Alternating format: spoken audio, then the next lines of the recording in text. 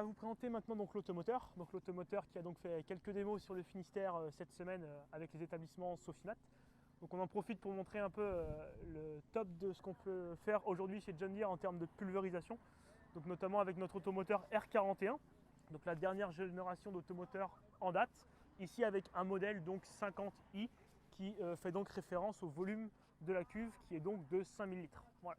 Donc sur cet automoteur, on va retrouver en fait une conception qui va être quasiment à 100% donc, du John Deere. Qu'on parle par exemple du moteur, donc la motorisation qui est celle aujourd'hui que l'on pourrait retrouver sur un gros tracteur de la gamme 6R. Aujourd'hui, on est donc sur un automoteur avec une motorisation John Deere 6 cylindres, 6 litres 8 de 240 chevaux. Au niveau de la transmission, c'est donc un automoteur entièrement hydrostatique. On va retrouver sur chacune des roues un moteur hydraulique à gestion indépendante qui va notamment être super importante pour la partie anti-patinage. Donc on va avoir un automoteur qui sera entièrement hydrostatique et donc aujourd'hui quelque chose de très très souple au transport comme au champ. Voilà. Quelques options que l'on va retrouver également sur cette machine, c'est notamment la voie variable hydraulique. Donc on va pouvoir atteindre des valeurs d'extension sur une plage de 70 cm. Donc typiquement dans cette monte de roue, on pourra donc avoir une valeur de voie comprise entre 2,05 m et 2,75 m. Voilà.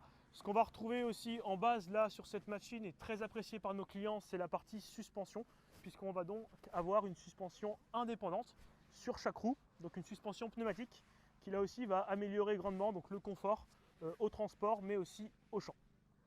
Voilà.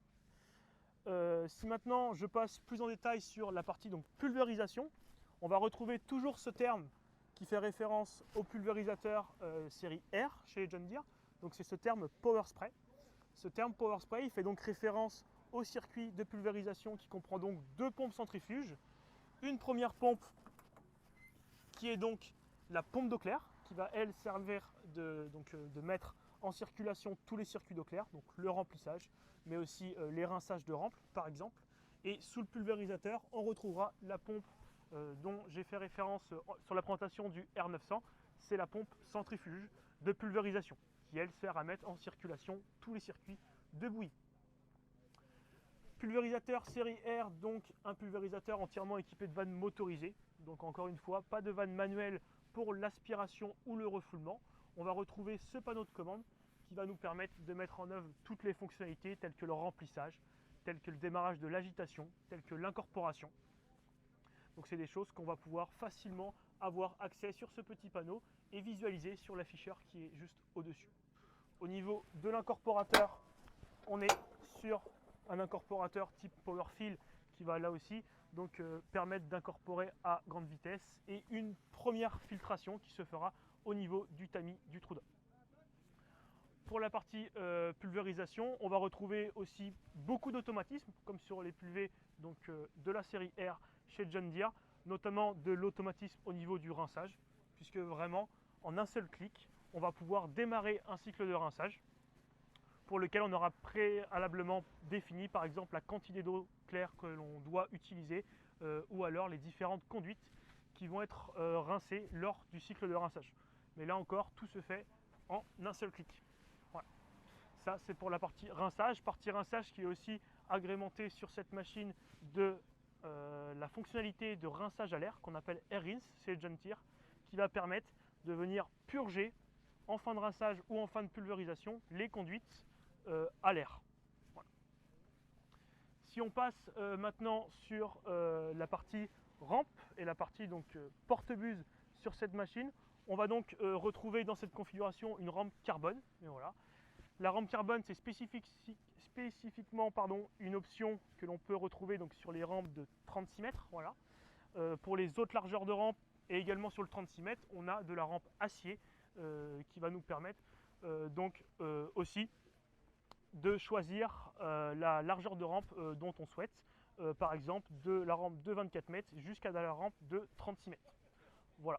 C'est une rampe qui est entièrement suspendue sur un système de double pendulaire au niveau du cadre et qui va aussi comporter un mode de suivi automatique par l'intermédiaire de capteurs que l'on va retrouver ici qui vont permettre de contrôler automatiquement la hauteur de la rampe son dévers, mais également les géométries variables. Voilà. Donc là encore une fois, on vient juste indiquer la hauteur à laquelle on souhaite placer la rampe par-dessus la culture et le système se régule automatiquement. Je vais maintenant vous présenter donc, la grosse nouveauté sur cette nouvelle génération d'automoteurs R41. C'est la partie donc Exact Apply, donc ce nouveau porte-buse à gestion électrique.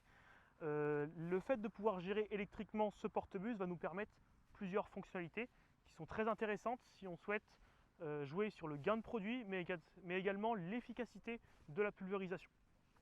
Le fait de pouvoir gérer électriquement ce porte-buse va nous permettre dans un premier temps d'avoir un contrôle de section bus par bus. Voilà. Donc on sera sur donc, un contrôle de section qui correspond à l'espacement de bus qui est donc de 50 cm. La gestion électrique nous permet également de pouvoir intégrer la partie éclairage directement sur le porte-buse. Donc là, plus besoin de gros phares de rampe, l'éclairage se fait individuellement sur chaque cône de pulvérisation. Ce porte-buse va donc comporter 4 sorties. L'intérêt d'avoir ces 4 sorties va être de pouvoir se concocter des combinaisons des différentes bus que l'on utilise au cours de l'année. Première fonctionnalité, ça va être la commutation automatique. La commutation automatique, c'est le fait de pouvoir choisir 2 bus de même type mais de calibre différent et avoir un système qui va automatiquement savoir sur laquelle buse pulvériser en fonction de la vitesse ou en fonction de la dose, par exemple, si on souhaite faire de la modulation. Le principe, c'est avoir 2 bus de même type avec un petit calibre et un gros calibre. On définit en cabine sa plage de pression sur laquelle on souhaite travailler et le système automatiquement va savoir en fonction de la vitesse s'il doit pulvériser sur le petit calibre, sur le gros ou sur les deux. Voilà. Ça c'est le principe de la commutation, c'est notamment quelque chose qu'on utilise sur les bus à injection d'air. Maintenant, sur la partie Exact Apply, la grosse nouveauté également, c'est la possibilité de pouvoir faire de la pulsation, donc le principe du PWM. L'intérêt du PWM, c'est de conserver la dose et la pression de manière fixe sur une grande plage de vitesse. Donc par exemple, on va pouvoir avoir sur une plage de 5 à 25 km/h une dose fixe et une pression fixe. Donc on n'est plus sur un système où on vient simplement fixer la dose et une régulation qui se fait par les variations de pression. Dose fixe, pression fixe. L'intérêt de ce système, surtout de conserver la pression, c'est de conserver la bonne taille de goutte, quelle que soit la vitesse. Donc là, typiquement, ce que l'on peut faire, c'est se définir une combinaison de 2 bus différentes. Et là, on va pouvoir choisir depuis la cabine si on travaille sur celle-ci ou si on travaille sur celle-ci, par exemple. Et donc là, avec la pulsation, on va avoir un système qui va nous permettre, avec une seule buse, de travailler sur une plage de 5 buses. Voilà, tout en conservant une pression stable, quelle que soit la vitesse. Cette pulsation, ça va notamment nous permettre 2 autres fonctionnalités qui sont intéressantes. C'est notamment la compensation en courbe, c'est-à-dire quand le pulvé va tourner, pour ne pas avoir de surdosage à la corde et de sous-dosage à l'extérieur, le temps d'ouverture des buses va être justement régulé ici et diminué pour pouvoir éviter les surdosages. Quand je parle de temps d'ouverture de la buse, c'est le principe même de la pulsation. En fait, c'est un système où tous les 1/15 de seconde, c'est-à-dire 15 fois par seconde, on va avoir des cycles d'ouverture-fermeture. Et c'est sur le temps d'ouverture de la buse que l'on va jouer pour justement réguler le débit à la buse. Voilà. D'autres systèmes sont également accessibles avec cette fonctionnalité. C'est notamment le cas de la suralimentation ou la sous-alimentation. Typiquement, ce que l'on peut faire, c'est même si on a défini une dose sur la rampe de 100 litres par hectare, on va pouvoir sur certains porte-buses augmenter ou diminuer la dose localement. Typiquement, si on définit une dose de 100 litres par hectare sur l'ensemble de la rampe, on peut par exemple programmer sur les 4 derniers porte-buses, donc sur les 2 derniers mètres, d'avoir un surdosage de 10 ou 20% de produit. On aura donc 110 ou 120 litres par hectare uniquement sur les derniers porte-buses. Et ça peut être intéressant par exemple quand on fait la fourrière pour avoir justement plus de doses sur des surfaces qui pourraient être par exemple plus sales en adventice.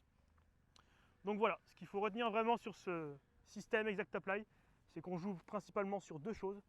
C'est le gain de produit avec la réduction des largeurs de section, mais également sur l'efficacité du produit par le contrôle et le maintien de la bonne taille de goutte.